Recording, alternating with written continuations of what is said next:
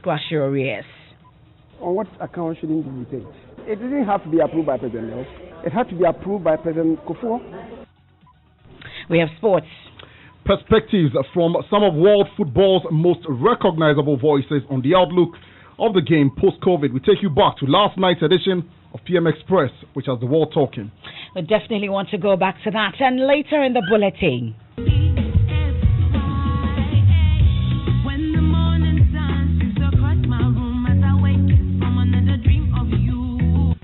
how do you stay relevant in music after a decade? We're up close with arguably Ghana's best female vocalist and live performer, Ifia.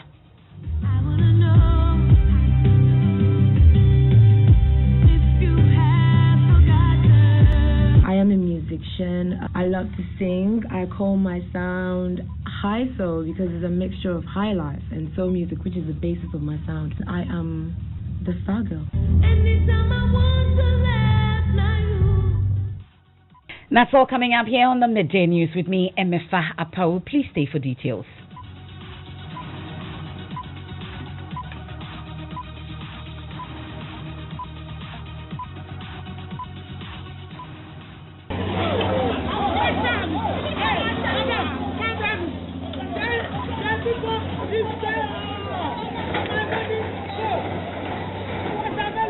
We have sounds of bulldozers as over 400 structures, including an orphanage, are demolished at Jamestown.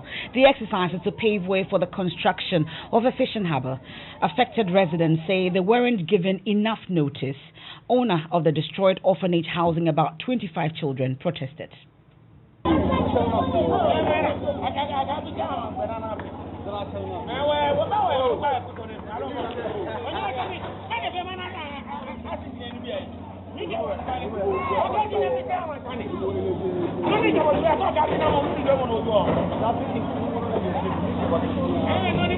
Now, the $60 million Jamestown Fishing Harbour project will have a landing site, storage facilities and recreational area. But Sub-Metro Chairman of Asiedu Keteke, Seth Raymond Tete, is denying they weren't informed. However, he indicates there will be some packages for affected residents. 14th of April, we notified all of them that the contractor is coming on site. So we want everybody to leave for them to come and start. But there is that perception that we don't mind them, they can't do it. So they have not left. But since we came to announce that we are coming to collect this place, I think some have started moving their things.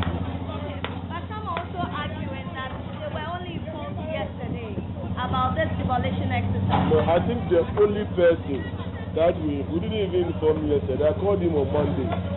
You know, it was on Friday that we came to start with the Chinese, the contractors, and they told us that they are going to put up their temporary office here.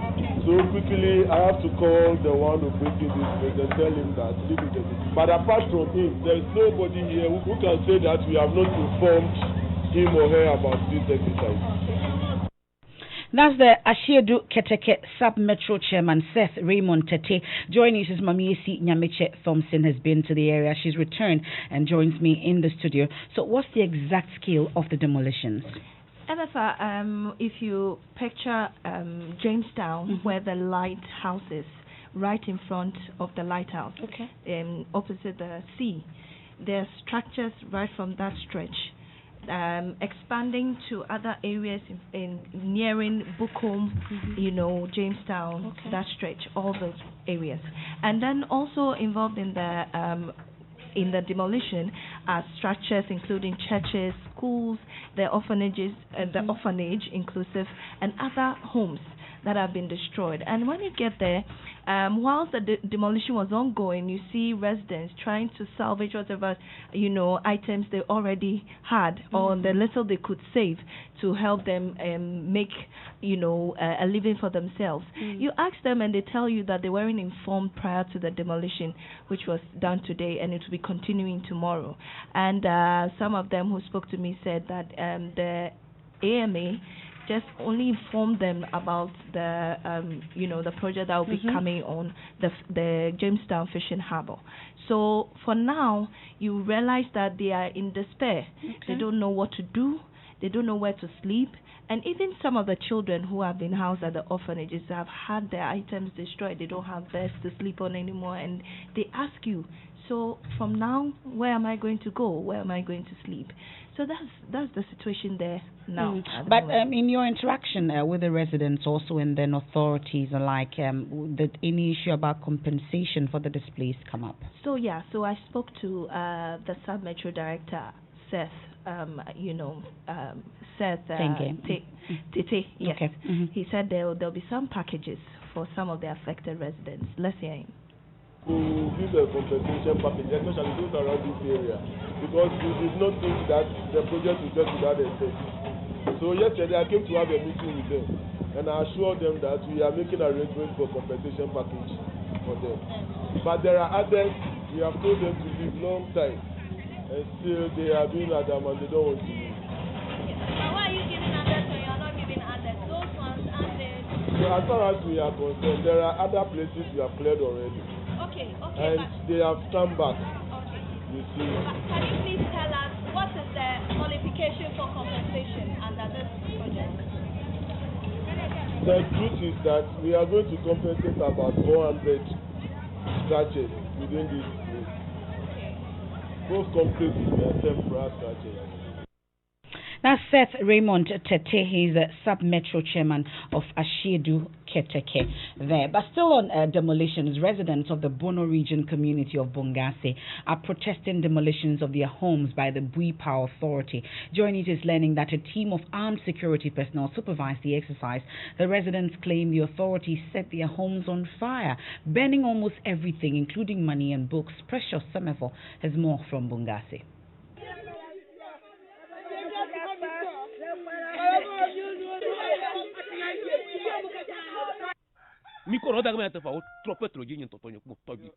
Eba asa yentu no mu ye adwuma bi wa ha nto mu hia anwurafo bia onsuo na no mu nya abuta mu bejuri kura mu nya abuta me yi aduani ene ye sika odem ene ye nam no mu se de mu ma ye kwan. That were some affected persons recounting their loss. They are fish farmers at Lapla at Bongase who derived their livelihood from the river Buipa Authority generates electricity from.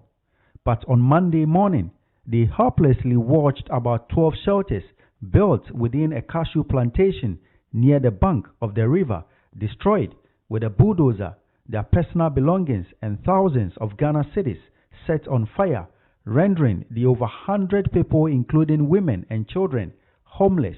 Peter Dongi is the assemblyman for the area. We came and witnessed what was happening here. We met one of the BPA officials, who is Mr. Eric, who is the land administrator, with some of the staff in a car. They didn't step down. We asked them, what is happening here? What have you done to the people? We never see some before. Look at this uncompleted project there. They said they are coming to do a restaurant here, being a ultra-modern beach here, and for that matter, they don't want to find anyone living around here.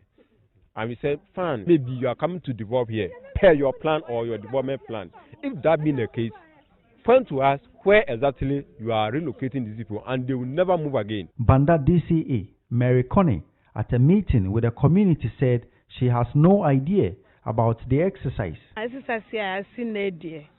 As a district chairperson, so me see me ni moi, na me boa.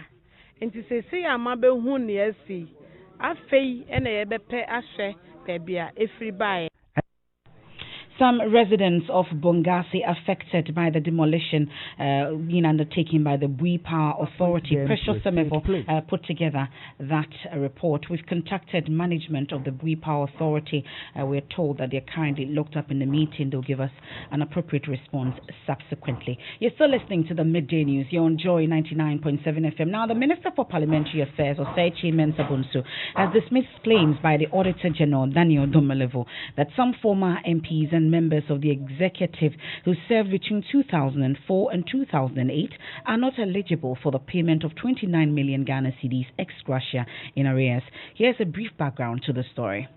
The Forum for Former Members of Parliament has reportedly written to the Chief of Staff, Frema Osei Opari, requesting payment of outstanding arrears for 139 government officials who served until 2008.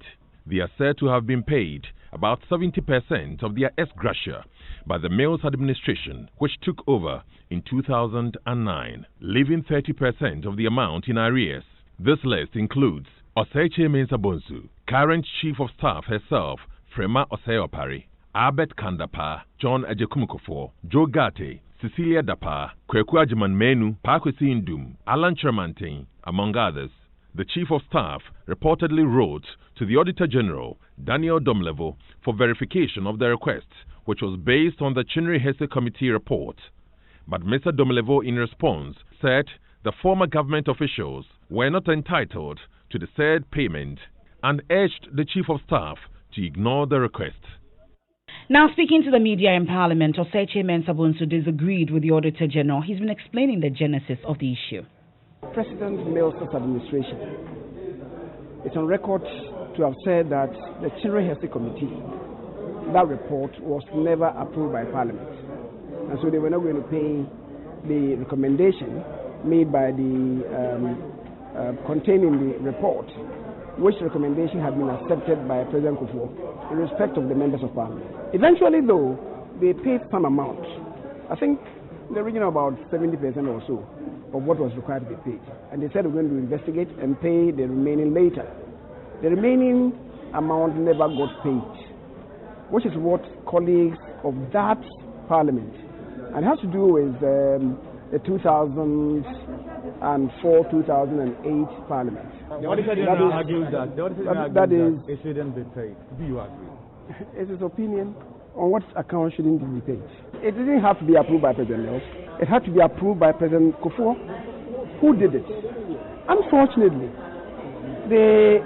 when they went to the Jubilee House to look for the document, for whatever reason, that document does not exist at the Jubilee House. The report signed by Kufuor disappeared. At the time, I played the role of I was the deputy majority leader, and I made some comments about what we did. I included it in the report that was with me, which the Honorable Dr. Tony Edu came for from me. He never returned it. So that report is not even existent in Parliament. However, I think we've managed to see some of them, and indeed, the Honorable Bagbin, the second deputy speaker, has even made a report on that. So that is where we are. Thank you very much. That's the Majority Leader and Minister for Parliamentary Affairs, Oseche Mensah-Bonsu there. Currently, the Auditor General is unavailable for comment on why he rejects proposals for that payment. But still in Parliament, Medical Director in Parliament, Dr. Michael Pambo, is confident the mass testing of MPs and staff currently ongoing will help the nation contain the spread of COVID-19. Samples are being taken from about 700 MPs and staff, pursuant to a directive from the Speaker. Dr. Pambo tells Joy News that Noguchi Memorial Institute will communicate the results directly to individual MPs in about 48 hours. We don't play any role when it comes to the results management. Once the samples are taken out of Parliament, Parliament doesn't control any bit again. The rest is up to the COVID management team. If there's a positive case, there are national protocols that are normally activated. What processes happen after the samples are taken? And the samples are taken straight to the testing labs, and the testing labs will test. When they have the results, there is a laid down protocol which I can't speak to, on air. There's a laid down protocol that would simply be followed. Negative results will be declared, positive results will be declared, not to any other person, to the concerned individuals, and the necessary steps are taken. That's Dr. Michael Pambo, is Medical Director for Parliament, but MPs are excited about the process. Listen to Kumbungu MP Ras Mubarak and Boko Central MP Mahama Yariga, whom the Speaker recently directed to self-quarantine over COVID-19. It will come at the heels of Botswana, which is the first country that has organized mandatory testing for members of Parliament. And it is important that as the gateway to Africa, we are seen as showing leadership and leading the way. That's Ras Mubarak that we were unable to hear from the Boko Central MP Mahama Yariga. But let's go live to Parliament because Joseph Opoku Gakpo is there for us. Joseph, how many MPs have been tested so far, and tell us about the exercise? Well, a number of them. Initially, the indication was that there will be separate spaces for sample taking for MPs and staff, but they've put it all together, and quite a large chunk of them have come around this morning to take their test, including First Deputy Speaker George Ewusu, as well as other leaders of Parliament, including James Klutcha-Vedu.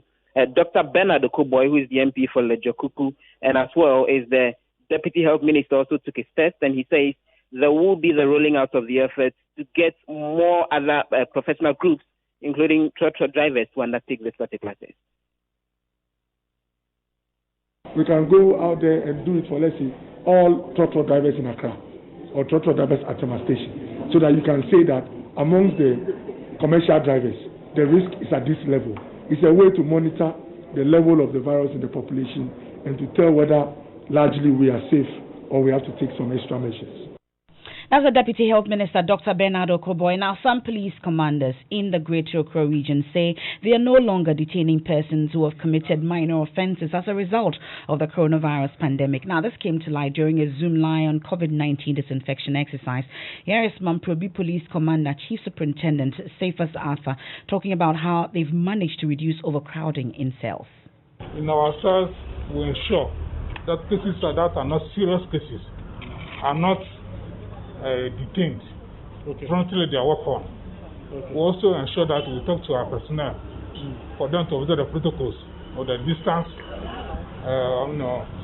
social distance, and then the covering of the nose, the facial masks, and all that we require. Well, my colleague Maxwell Agbagba is covering that disinfection exercise for us. He joins us on the line. Maxwell, give us more details. Well, we've been to the Dansman Police Station, the Mamprobi Police Station, and then the Kolibu Police Station, and we've been finding out from the various commanders what they're doing to adhere to the many protocols that have been put out there. Aside from not allowing the inmates of the various cells not to come into contact with outsiders, we also observed that they've put Veronica buckets, hand sanitizers, and liquid. They put all of that at vantage points at other police stations. And in fact, I personally saw some suspects who had been brought in, from the court. They were asked to go and wash their hands before they returned to the cells. All the police officers also we met at the various police stations were all wearing masks. And the commanders told us that they are, ensuring that is strictly adhered to Emefa.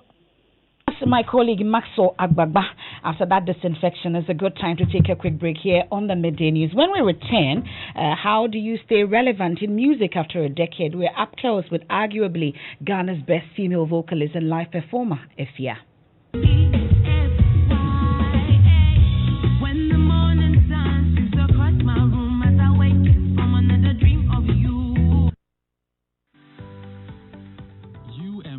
Established in 1972 as the premier bank for the corporate and private sector in Ghana. From our very beginning, as the only Ghanaian bank serving all categories of businesses, we set a standard for excellence and innovation. Over the past 45 years, we've built a financially healthy and strong bank, demonstrated our commitment to our customers and to growing businesses, and exhibited originality and innovation at every turn. At UMB, our focus is built around people, service, products, and technology. These are the key to our present success and our future triumphs.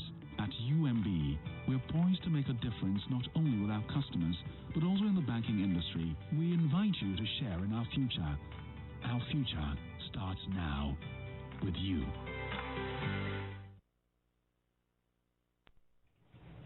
Thanks for staying with us here on the Midday News. It's time for sports. And of course, the whole world is talking, still talking, and will continue to talk. Yes. What's the latest? For the next, how many months have we got left? How many? They'll keep talking to the end of the year. Or at least to the end of COVID. And beyond, I should say. So, what are the highlights? Joy Sports lined up Peter Drury, John Champion, Robert Marawa, and our own Oluwa, Oluwa, Kovna, right. And for a very interesting conversation last night on PM Express. Gary Al-Smith and George Adu Jr. were a man on the front line, and very interesting conversation.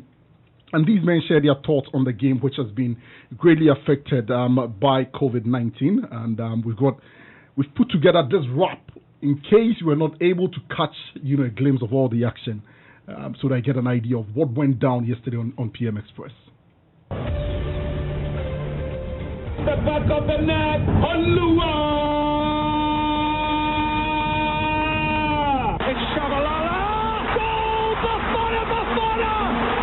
Goal for South Africa! Goal for all Africa! International commentators Peter Jury, John Champion, Robert Marawa, formerly of Super Sports, and Ghana's finest, Kwabena Yeboah. The absolute dream team on one show on a night via multiple multimedia platforms and with the perfect team. The Joy Sports team assembled heavyweights on a special edition of PM Express to discuss football after COVID. The anticipation really hit fever pitch as football fans across the world began to imagine the splendid lineup in one place on Joy News. The promotion seemed to be the show proper, with incredible reaction after the news went out. It's good. Aquaba from Southeast England. Really good to have you with us here. I can't wait to be with you on PM Express Tuesday night, Joy News. I'm still full of enthusiasm for the broadcasting and for the football, and indeed for joining you on Tuesday night. Even before the show started, the hashtag PM Express was amongst the top 3 trends.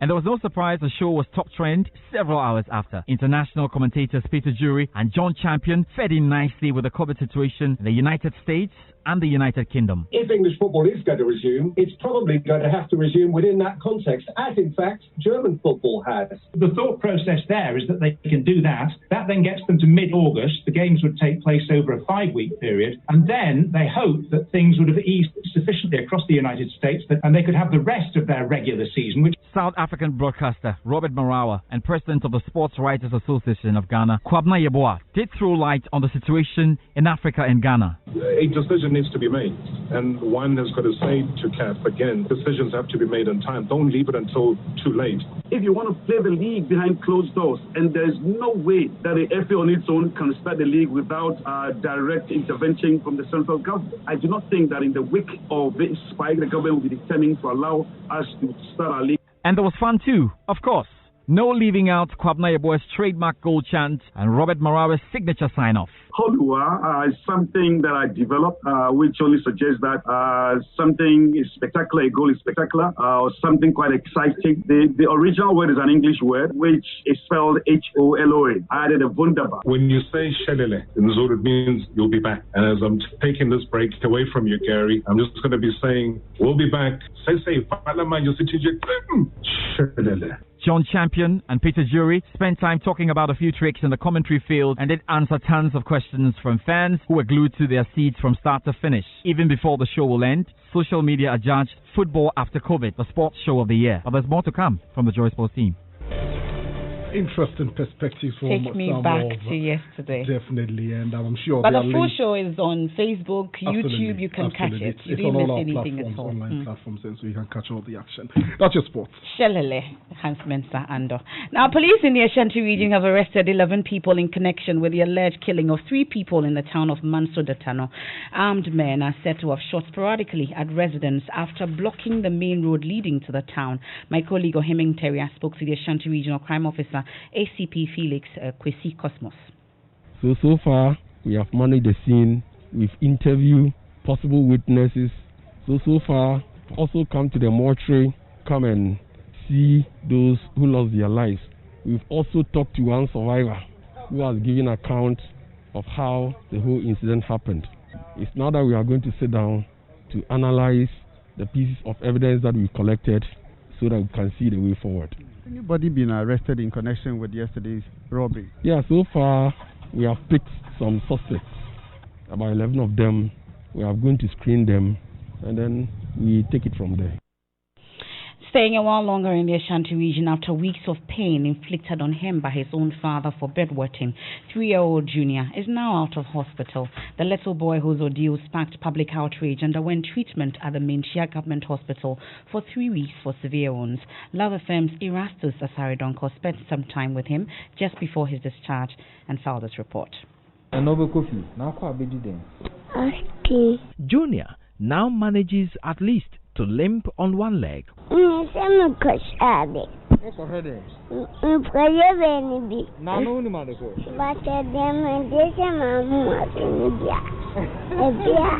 Local NGO Mokasa Women's Foundation presented 1,000 cedis cash, while Ni Temo donated diapers to Junior's mom, Barbara. Junior Pomidin de Ceciadi, Yamiadum, Eye, Nechino, na. Junior is now well, she says. Is left with the scars. We've been discharged and we are going home, but we'll be coming here periodically to dress his wounds. We are grateful to everyone, not forgetting Joy News and the multimedia group. Joy for multimedia for Junior's father, who was granted bail last week, is yet to meet the bail requirements. He is due back in court on Thursday. Erastus Asari Donko's report there. God continually bless you. Time for entertainment with Becky.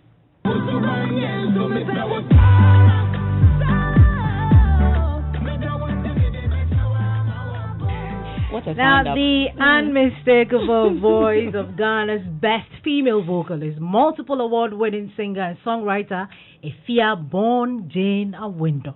After a decade of doing music, she is still in the game, getting finer and finer, like old wine. Of course. On Spotlight today, I present to you the silky voice, Gingham Queen, Efia.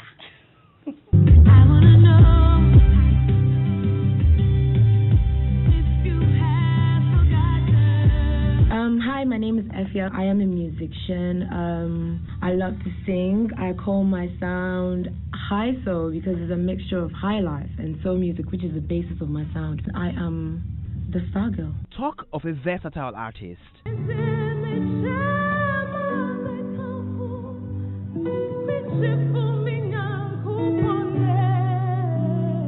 With a powerful voice.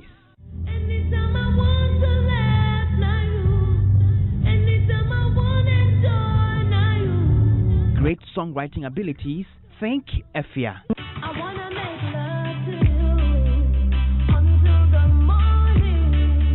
Born Jane Awindo. Since placing first runner-up during music reality TV show Stars of a Future more than a decade ago, Efia has not looked back. I grew up listening to a lot of soulful, Aretha Franklin, Etta, of course old R. Kelly, Whitney Houston, of course, and that's how I basically started my craft. Several years on, the singer has won the VGMA Female Vocalist of the Year gong multiple times and has played many shows in and outside Ghana.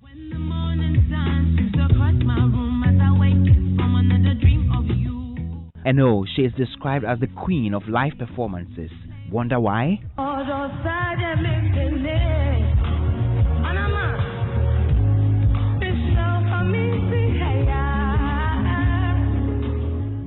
Well, get an Efia onto any stage and you sure will get your money's worth.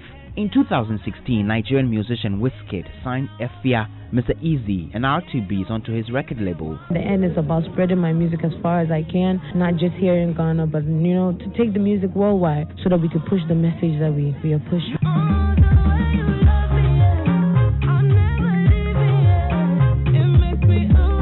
You would not be far from right if you called rapper Sarkodie Efia's favorite.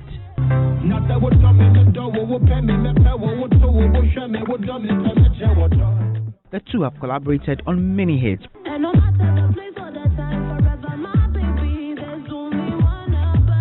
Girl? Efia. I didn't know that you can dance like that. I can dance. So Adam is trending because it's his birthday today. And Anglo-Ga dancing is so trending. Yes. Hey, these people, how are you good people? We are on top. I know, right? That's it for the midday news. You're on Joy 99.7 FM. There's more news when you log on to myjoyonline.com. Thanks so much